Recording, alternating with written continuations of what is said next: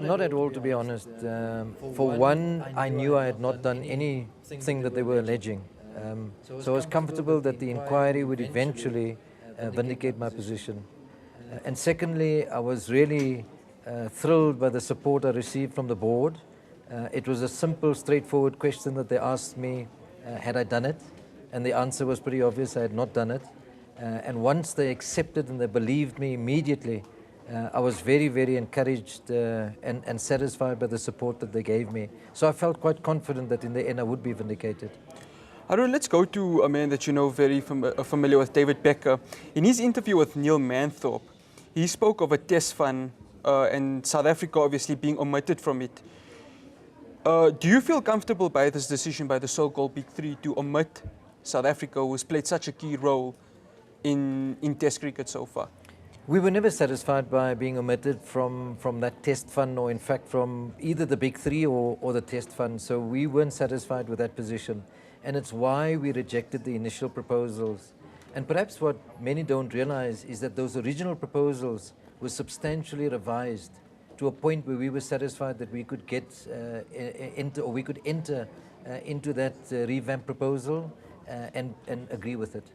So so you say South Africa are back in the test fund? Yes, absolutely. One of the changes that were made that led to us agreeing to the proposals was the fact that Cricket South Africa was part of the test fund. Let's go to David Becker again. Do you harbor any ill feelings towards him after those statements? And in the future, can you see yourself working with him again if the opportunity presents itself? I don't harbor any ill feelings against David. He made an honest statement. He felt it was right in his mind to say what he said. He thought he was contributing to the process. I think it was ill-advised, or the timing was completely inappropriate. So I don't harbor any ill feelings against David. He did it with good intent. Working with him in the future, only time will tell. I think he's a good lawyer. I've worked extremely well with him at the ICC, and certainly in the interim that he was involved in Cricket South Africa. He's got a lot to offer.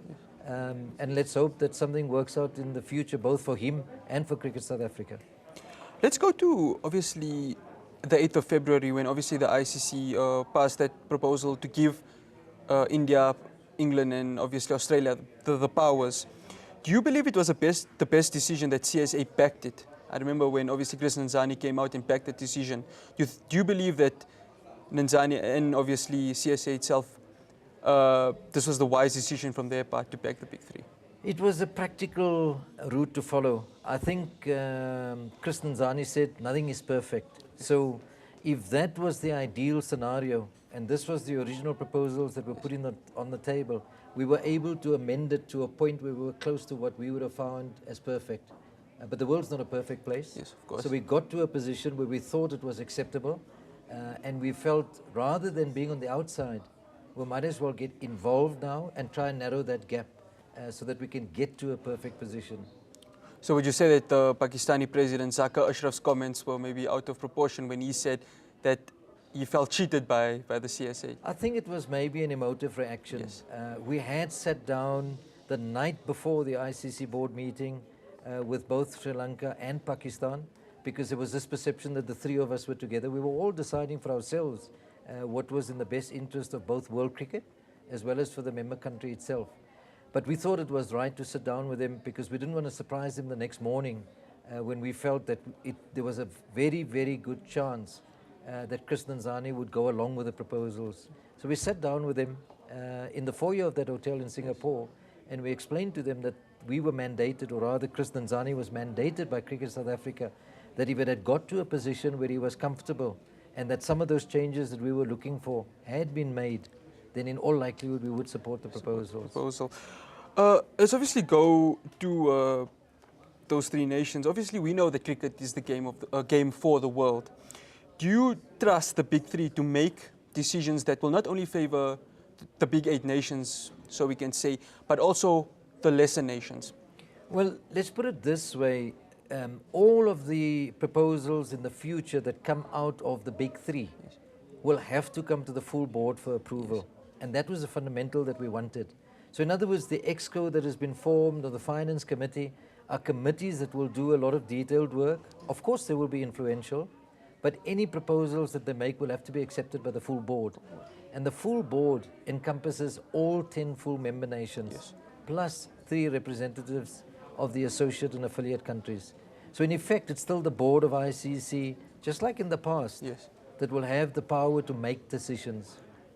So which means that the big 3 don't have exactly full power.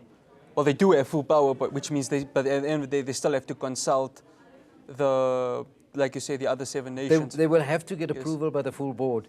And you know, like in any organization, if a board is competent, qualified, able to demonstrate the kind of authority that it ought to, then it should function effectively.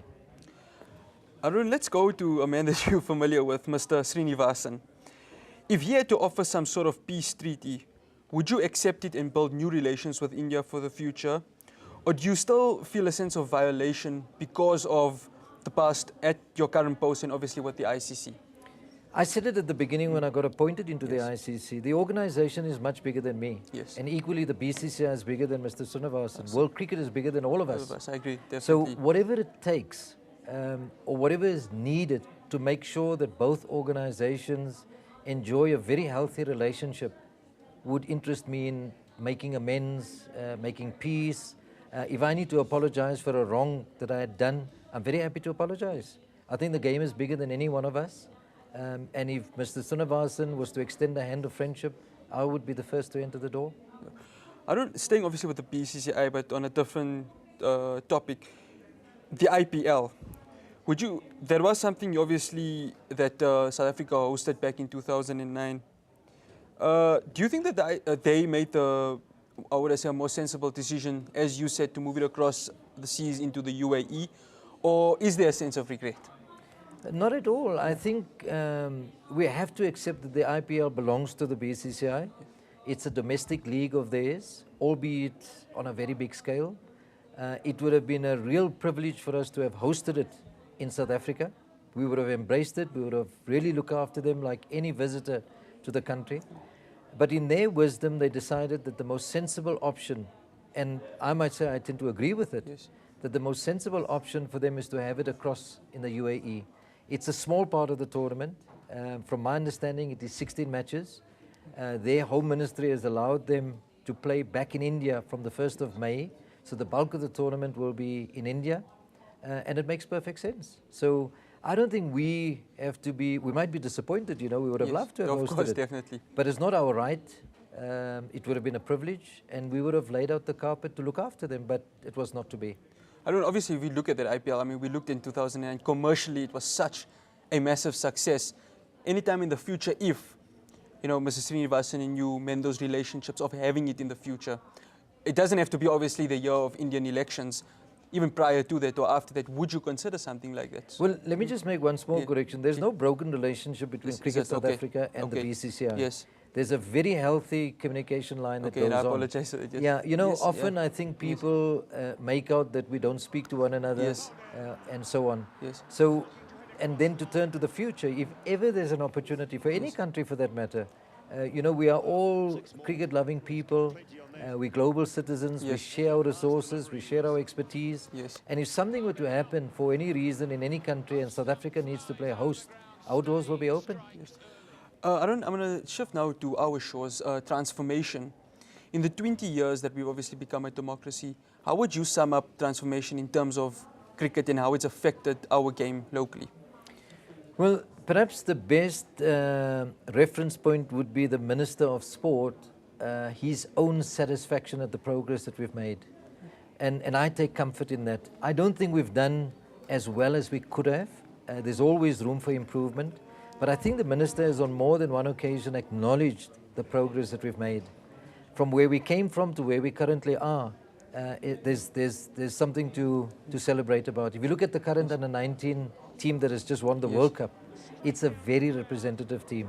The Minister acknowledged that when he said that is a team that is very representative. And that gives me comfort that we've made some progress, that we've made very good progress. But I think there's more that we can achieve.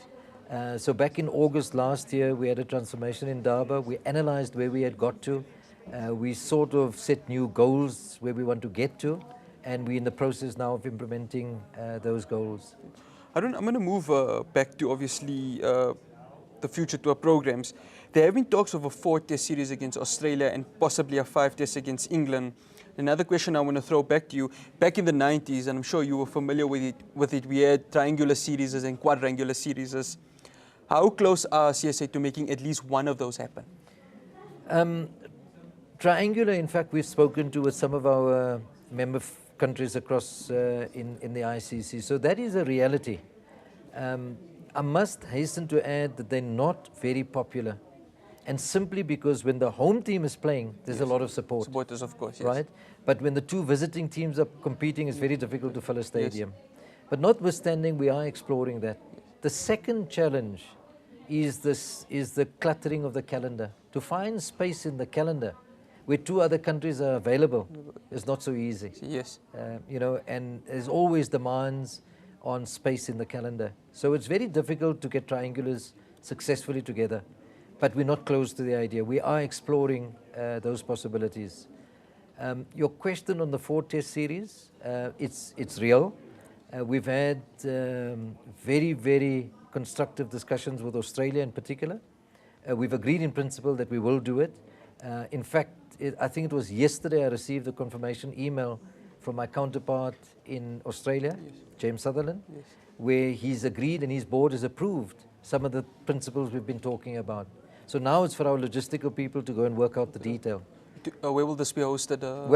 Both countries. Both so we will countries. play across in Australia, and they will come back to South Africa on the reciprocal principle where we will host 4-test series in each country. I'm going to go to our national team. We're obviously in the current transition phase at the moment. How much of time will be given to Russell Domingo? Or is it a case of he needs the time for himself to get this team winning series again?